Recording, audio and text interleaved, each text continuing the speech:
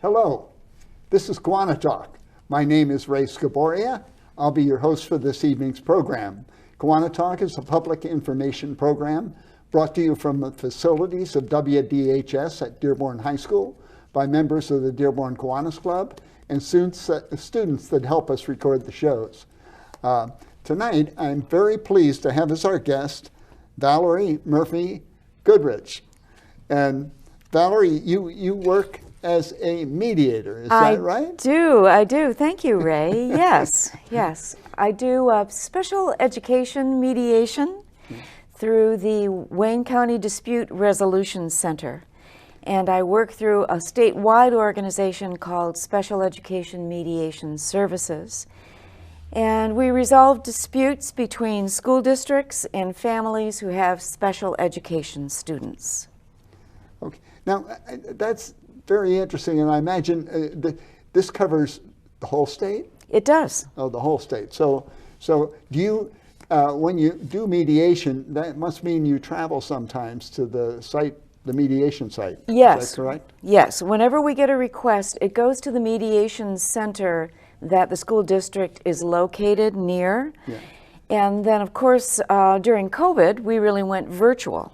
Okay. So we find that some parents and schools really prefer a virtual meeting. Yeah. So we do a combination of both in-person and virtual. Yeah, and yet part of the job is to keep the negotiation civil. Correct. And I'm sure that is quite a talent. You know, you have thank you. It can be challenging at times, but of course you have virtual tools like breakout rooms, so that if a meeting happens to be contentious, you can separate the parties virtually, as well as you'd separate them if you were in a physical meeting. Okay, and when you do that, do you say if this is a live meeting where you're physically there, do you move back and forth between the parties? I do. Okay. Mm-hmm. And I'm sure there's a lot of other little techniques. Yes, general mediation techniques. And so I'm a neutral third party.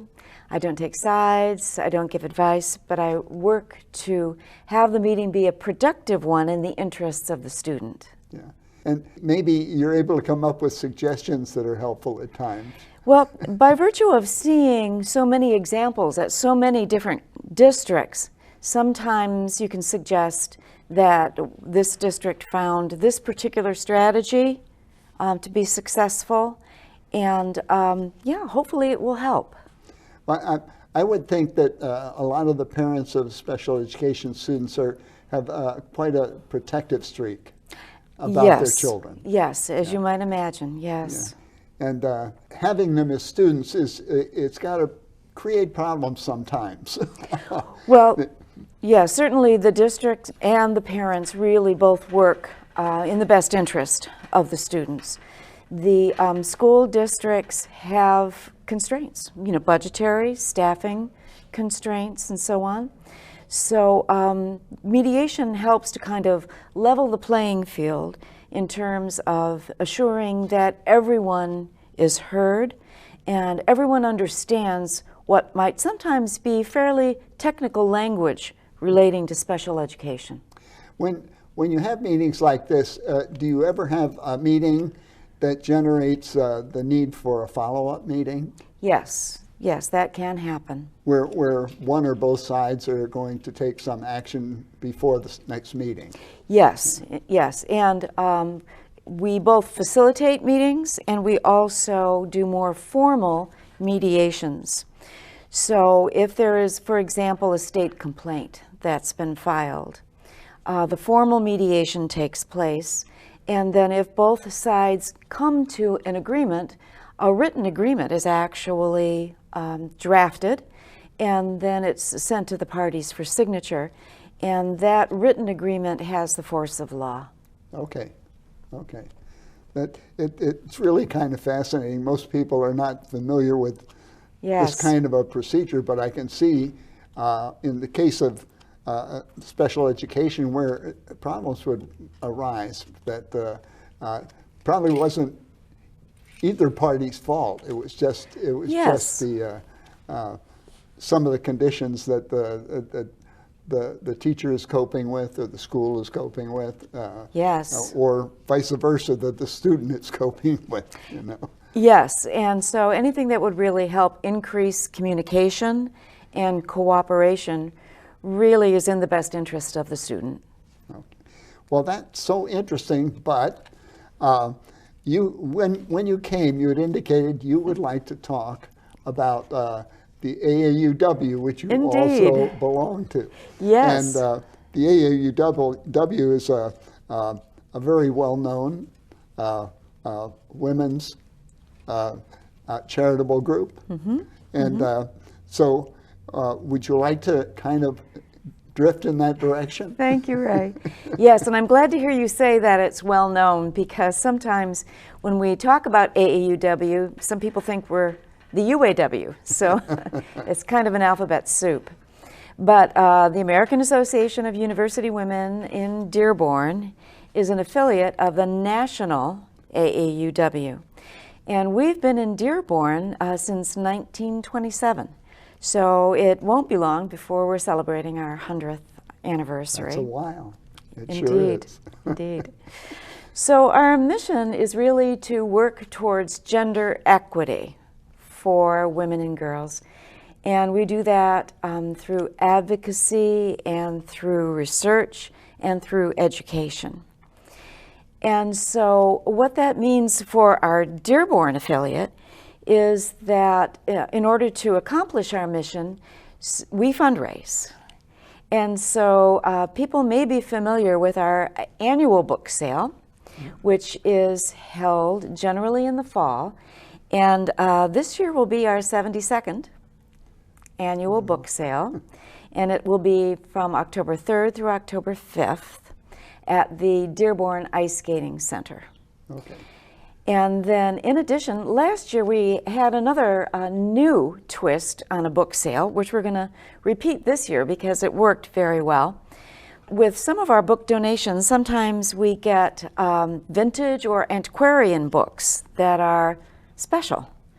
And so this year we're going to have a vintage book sale on March 29th, and that's going to be at the McFadden Ross House, and it will start at 9 a.m.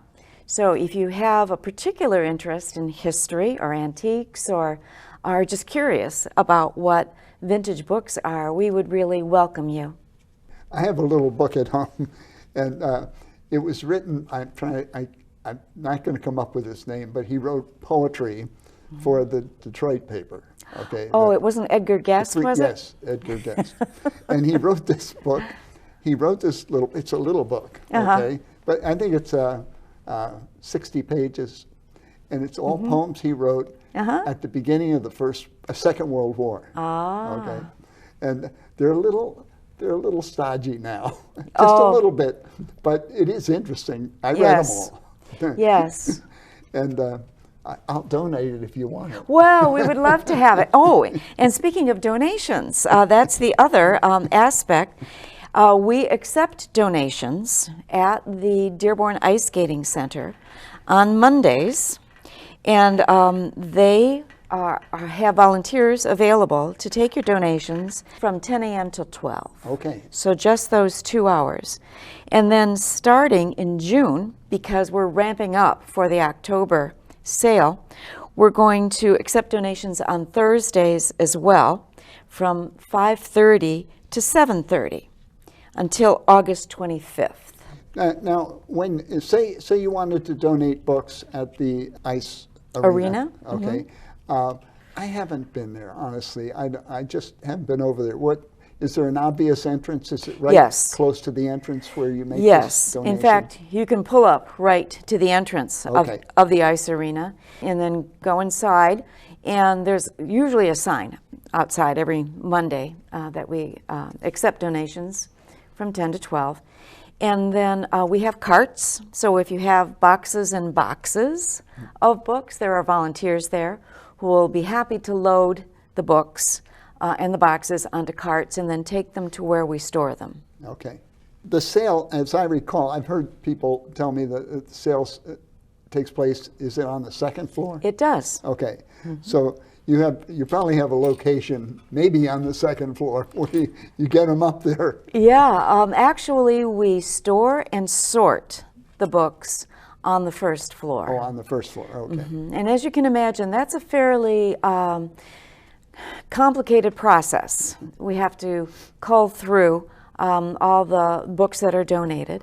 And we generally ask that if you have VHS, cassettes, magazines, Reader's Digests, encyclopedia sets, or textbooks, or travel books that are older than 3 years, that you find another option for those books, because we don't accept those. Okay. I'm sure that while people are trying to donate and help you out, you get some stuff that you unfortunately can't use at all. Absolutely. And of course that's extra work because you have to dispose of that somehow. Yes, and we try to find other sources for it if that's feasible. Yeah. So that main book sale, that when that occurs, what is the rough date time frame for that? So it will be October 3rd. October 3rd? Through October 5th. Okay. So 3 days, and the time during the day? Yes. I don't have those times established yet, but I can get them to you. Well, typically, what do you recall? Usually we open at about 9 or 10. Yeah. And then as the sale progresses, the prices are reduced. Okay. So usually for the last day of the sale, you can fill paper bags for a certain price. Sure. Well, that's there are other book sales, and they all kind of work the same way. You know? Yeah. So now, and the AAUW has been doing this for 72 years? Correct. 72 years in Dearborn. Yes. Indeed. That's a while. Yes. We have many dedicated volunteers who, in addition to actually working the sale, of course, sort through the books, categorize them, price them, do everything that's necessary to make it a success. When you prepare for the sale, do you sort books in different categories? Yes. What are typical categories that you would sort them in? Oh, it could be history books, History? cookbooks, fiction, local history. Really, there's a real variety. Yeah, most nonfiction would fall into the history category, that sort of thing. Right. Yeah. And we also look for sponsors. So if anybody's interested in sponsoring what we call like a particular table or category, we're very happy to advertise the fact that they're supporting our book sale. Okie doke.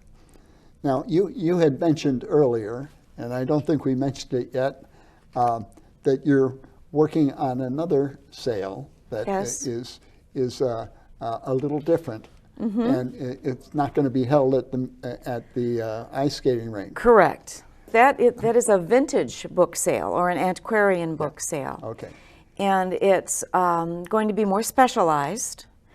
And it's going to be on March 29th at the McFadden Ross House, starting at 9. And so these are books that might be of particular interest to history buffs or people who collect historical books or bindings. So people are really welcome to come and browse. Yeah. You'd be interested in older books that are actually many years old, for example. Yes. But hopefully in reasonably good condition. Right. And books also about local history, for example. Okay. And speaking of local history, I wonder maybe if I could also talk a bit about our Marge Powell Award program. I'll tell you what, we're going to do that, but we're going to do it after our break because we take a short break to advertise Kiwanis a little bit. So please join us right after this. We're here with Valerie Murphy-Goodrich, and we're talking about the AAUW and some of the book sales. Join us shortly.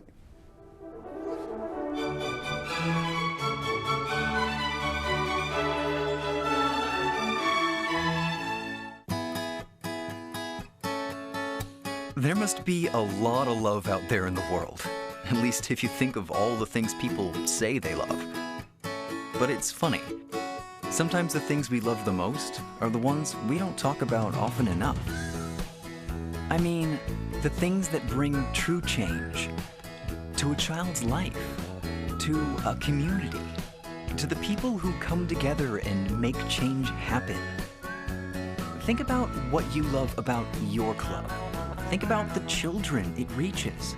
Think about the pride it gives you. And think about this. Thousands of Kiwanians around the world love being members of their clubs too. So think about what could happen if we all shared our Kiwanis stories. After all, there's a million things to love in the world, but there's nothing like a love that makes the world better. So show it, share it, let the world know.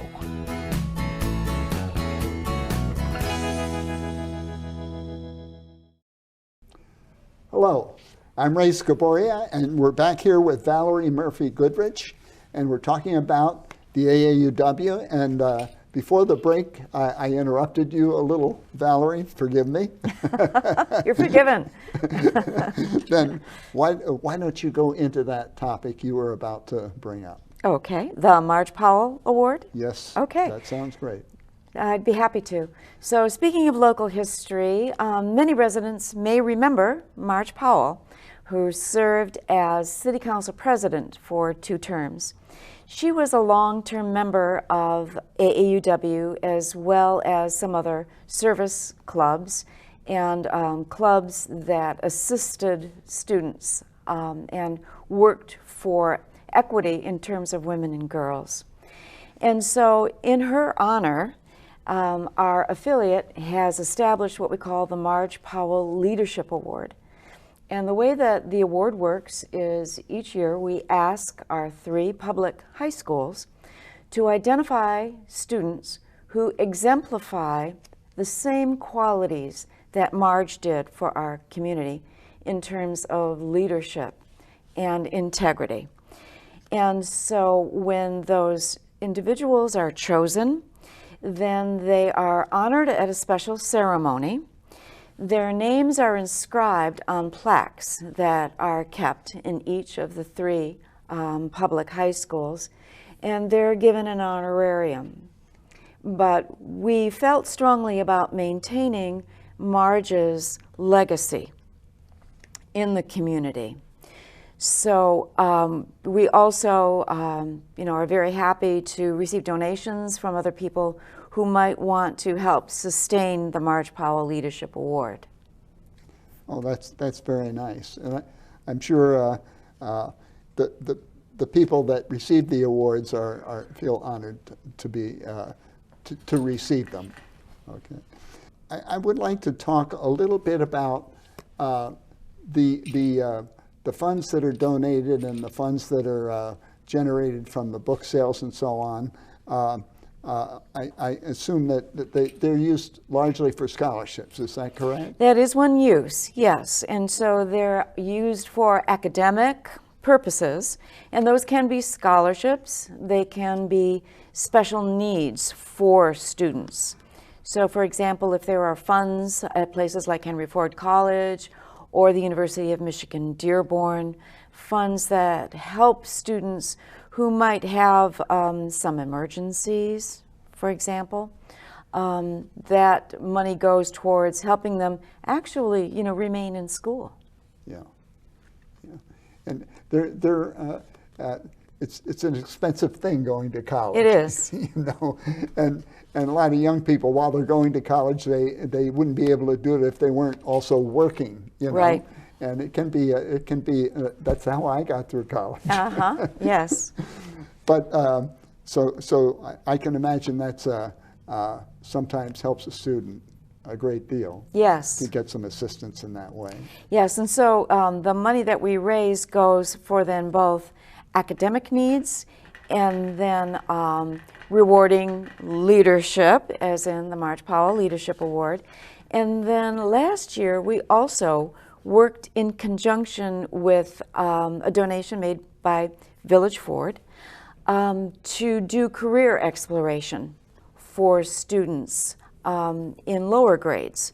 So we had a project in conjunction with the Michael Berry Technical Center in which we brought individuals who are professionals in various fields who could talk about their professions in an effort to try to get students to really begin thinking fairly early about what possible careers they might want more information on or possibly pursue. Would that be done at the schools themselves? Yes. Okay. So there probably is some kind of a rotation from one school to another if you have a particular... yeah, I'm hoping it will grow, Okay. that the program will grow, but I think that there's such a need for information and guidance to match student interests and academic choices to needs for specialized medical professions, technical professions, to serve our community. Sure. A little while ago, you had this red book that says AAUW on it, and you had a couple of topics in there that you were thinking of discussing briefly. Thank you, yes. So if you're a member of AAUW, there are a variety of special interest and study groups that are available that you could choose to join. And so one of our groups, or two actually, are called Mysterious Women. It's Mysterious Women 1 and Mysterious Women 2. One is an in-person, one is a virtual group. And so what's mysterious about it is that we love murder mysteries. And so depending upon how we're feeling, we can probably identify somebody as a victim or somebody as a perpetrator, but... I have to slip in here. I think my wife probably reads 100 to 150 of those a year. Excellent, excellent. Maybe she'd like to join. And then we also have other kinds of book groups that discuss, a number of different types of, they could be, very classic novels, or they could be bestsellers. And then we've had things like Epicurean groups as well, who go and dine at various places in our community. And then we also have a global studies group that brings together information about all kinds of areas, countries, globally, and we study things like their economics, their history, culture, geography, just really any aspect of that particular country. And the way it is now, a lot of people get to travel places where others haven't been. Yes. Do you use some of those people to comment on Absolutely. that situation? Yes. And some people share photographs, sometimes even food. Yeah. Yeah. I was just thinking that our cameraman, Gary Gardner here, is, he says, he always mentions that he's been on 7 continents. Yes, so have I actually, yeah. That's great. Now, you've been on all 7 continents. I have. Well, obviously North America, but Yes, give us a very brief synopsis of that, if you Okay. can. It's kind of rude to say give you a brief synopsis. Well, I can tell you about what I consider probably the most challenging trip, and that was in Antarctica. Okay. So I was lucky enough to go on a National Geographic tour. Okay. And because of the nature of what Antarctica is, we could never really plan exactly where we would stop, because so much depended upon the conditions. Yeah. But we had some amazing experiences, like being able to kayak in an ice-filled lagoon, or visiting a spot that had a very early British settlement.